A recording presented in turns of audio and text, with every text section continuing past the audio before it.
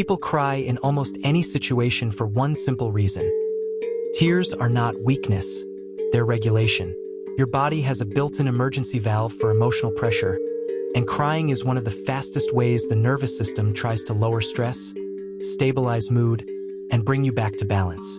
When emotion rises too high, fear, anger, relief, shame, joy, overwhelm, your brain looks for an outlet. Tears come with a shift in physiology. Your breathing changes, your heart rate can start to come down after the peak, and your body releases calming chemicals like oxytocin and endorphins that can soften distress and create a sense of relief. Crying can also work like a psychological reset, a catharsis, especially when feelings have been held in for too long. So if you're someone who cries in almost any situation, the real question isn't what's wrong with me, it's what is your brain detecting, what is it trying to protect, and why does your system reach that outlet so quickly? To understand it, you have to think of crying as a communication tool and a nervous system event at the same time. Emotion starts in the brain's threat and meaning detectors. Areas like the amygdala and other limbic structures notice something important: danger, rejection, loss, or even intense connection. Then your body gets recruited. Stress hormones rise, your muscles tighten, your throat constricts, and the prefrontal cortex, the part of you that thinks clearly and stays composed, can get outvoted by the intensity of the moment. When that intensity passes a certain threshold, crying becomes a rapid discharge. It's not always sadness, it's overload. And overload can happen from bad emotions, but also from good ones, like finally being understood, getting surprising support, or feeling relief after months of pressure. There are different kinds of tears, too, and that matters. Reflex tears happen when your eyes need protection, wind, onions, irritation. But emotional tears are a different system. They tend to arrive with a whole body shift. Your face changes, your voice breaks, and your breathing becomes irregular. Emotional crying often activates the parasympathetic nervous system after a spike. Basically the brake that slows things down after your body hit the gas. That's why many people feel calmer afterward, even if they also feel embarrassed. In a strange way, the tears are your body trying to do you a favor. We can't keep this level of tension inside anymore. So why do some people cry in almost any situation, while others almost never cry? A huge part of it is sensitivity, how strongly your nervous system reacts and how quickly it returns to baseline. Some people are born with a more reactive system. They notice subtleties faster, feel intensities deeper, and their bodies respond more dramatically. This isn't automatically a problem. It can come with empathy, creativity, and strong intuition. But it also means your emotional volume turns up quickly, and tears become the easiest release. Another big factor is emotional learning. If you grew up in an environment where emotions weren't safely expressed, your body may have learned two extremes. Either shut down completely or flood. Flooding happens when feelings aren't processed in small doses. They accumulate under the surface, and then a small trigger cracks the dam. Imagine carrying a backpack that gets heavier every day. Stress, responsibilities, unspoken resentment, pressure to perform, fear of disappointing people. Then someone says one slightly sharp sentence, and suddenly you're crying. It looks like an overreaction, but it's not about that sentence.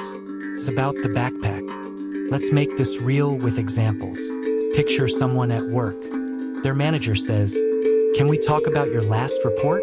The words are neutral, but the person immediately feels heat in their face, throat tightness, tears pushing forward. Why? Their brain isn't hearing the words. It's hearing meaning. I'm in trouble. I'm failing. I'm about to be exposed. If someone has a history of criticism, perfectionism, or conditional approval, feedback doesn't register as information, it registers as threat. Tears show up because the nervous system is already primed, and the moment becomes an alarm. Fight, flight, freeze, or cry. Crying can be a form of freeze. The body goes still, voice shakes, thinking narrows. It's not a choice, it's a state. Or think about relationships. A partner says, "You seemed distant today." Again, not cruel, but the person starts crying. The deeper trigger might be fear of abandonment. If I'm not perfect, I'll be left. Tears can appear because attachment systems are intensely sensitive. Humans are wired to treat social rejection as danger. In the past, being excluded from the group could mean death. So our brains evolved to respond strongly to disconnection. For someone with anxious attachment, even small signs of distance can light up the alarm system. Tears become the fastest way the body signals distress and seeks repair. Sometimes it's not fear, it's emotional empathy. Some people cry when they see someone else cry, or when they watch a movie scene, or when a stranger is kind. That's not fragility, that's resonance. Your brain's social circuitry is designed to mirror emotion so you can connect. High empathy means you catch feelings easily. But if you don't have strong boundaries or if you're exhausted, your empathy can become flooding.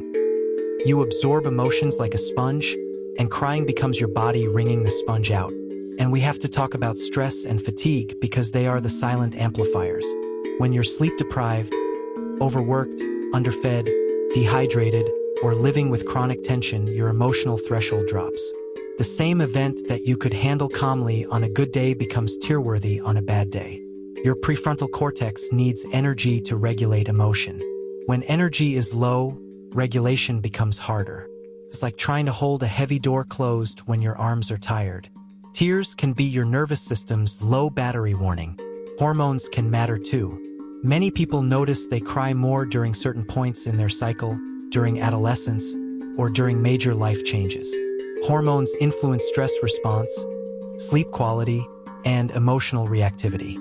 That doesn't mean the feelings are not real.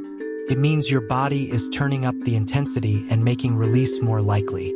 Also, some medications and substances can change tearfulness.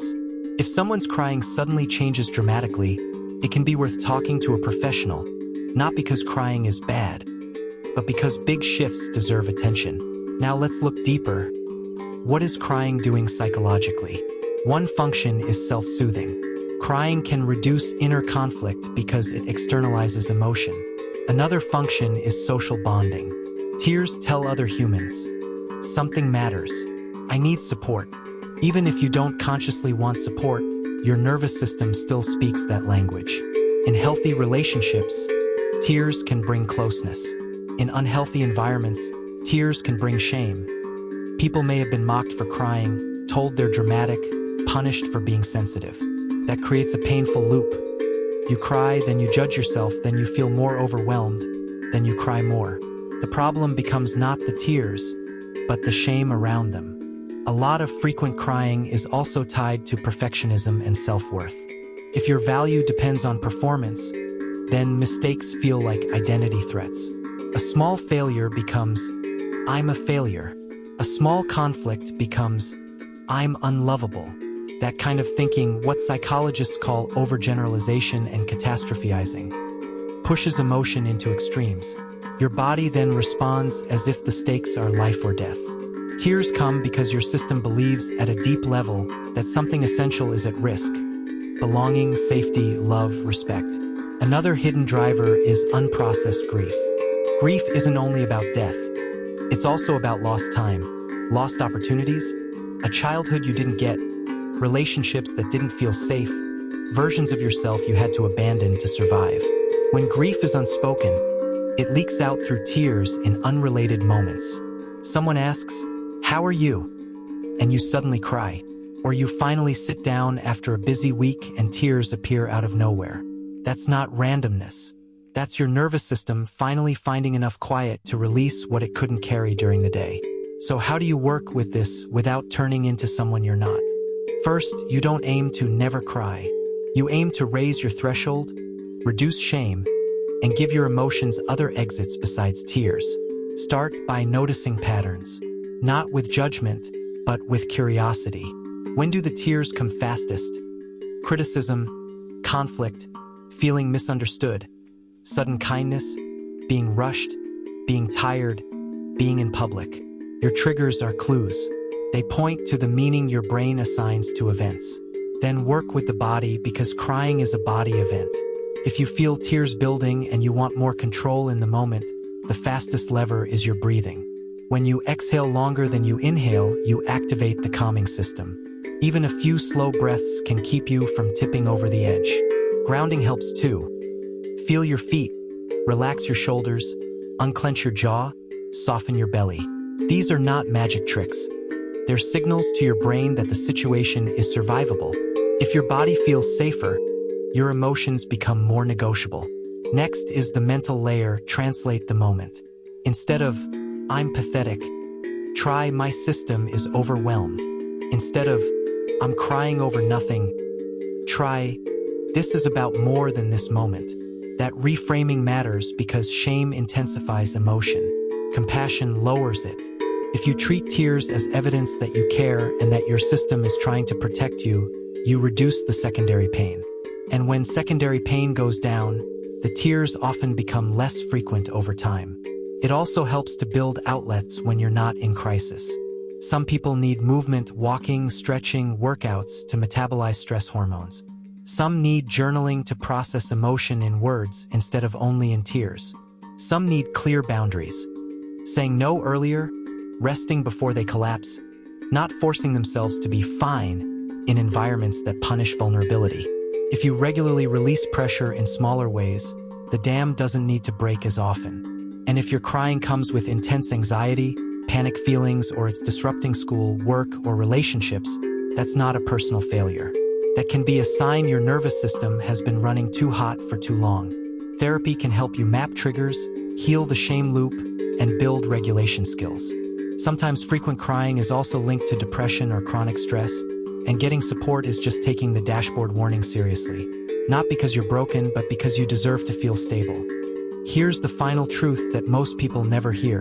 The person who cries easily is often the person who feels the world honestly. That can be painful, but it can also be a strength if you learn to regulate without self-attack. Tears are a language. They can say, I'm overloaded, I'm touched, I'm scared, I'm relieved, I need a pause. This matters. The goal isn't to silence the language. The goal is to understand it so you're not controlled by it. So if you cry in almost any situation, don't start with, what's wrong with me? Start with, what is my nervous system protecting? And what have I been carrying? When you answer that, the tears stop feeling like an enemy and start feeling like information. And once you have information, you have choice.